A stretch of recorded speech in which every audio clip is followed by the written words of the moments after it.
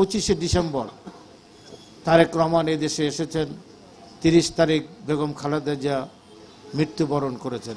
5 দিনের মাথায় মাকে হারিয়েছেন 17 বছর নির্বাসনে থাকার পর।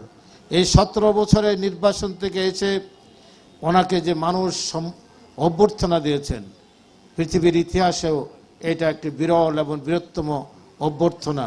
80 লক্ষের অধিক মানুষ সেদিন তারেক রহমানকে অভ্যর্থনা জানিয়েছেন। এই অভ্যর্থনার ময়দানে উনি দাঁড়িয়ে 17 বছর নির্বাসনে ছিলেন, 17 মিনিটের একটি বক্তব্য রেখেছেন। এই বক্তব্যটি বাংলাদেশের ইতিহাসে একটি অবিস্মরণীয় দিক নির্দেশনা হয়ে থাকবে।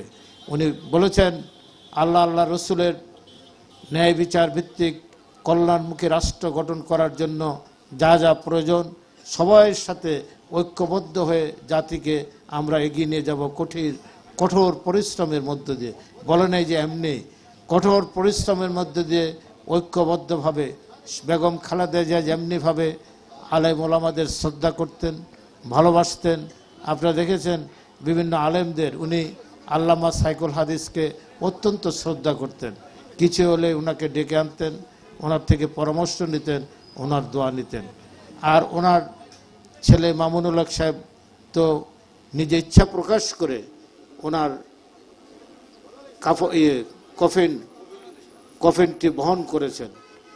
উনি বলেছেন, বেগম খালেদা জিয়া মামুনুল হক সাহেবের একদিন, আমার দল তো ইসলামিক দল না, আমরা মধ্যপন্থী দল, আপনারা যারা ইসলামপন্থী রাজনীতি করেন আমি আপনাদেরকে শ্রদ্ধা করি, যখন আপনাদের যা প্রয়োজন হবে আমি আপনাদের সাথে থাকব। আজকে বাংলাদেশে সকল হাক্কানি আলেমরা ওনার জানাজার সাথে একাত্মতা হয়েছেন। সকল আলেম সমাজ ওনার জন্য দোয়া করেছেন। তাই আমরা বলতে চাই, আজকে ওনার প্রদর্শিত, ওনার রেখে যাওয়া বাংলাদেশ জাতীয়তাবাদী দল,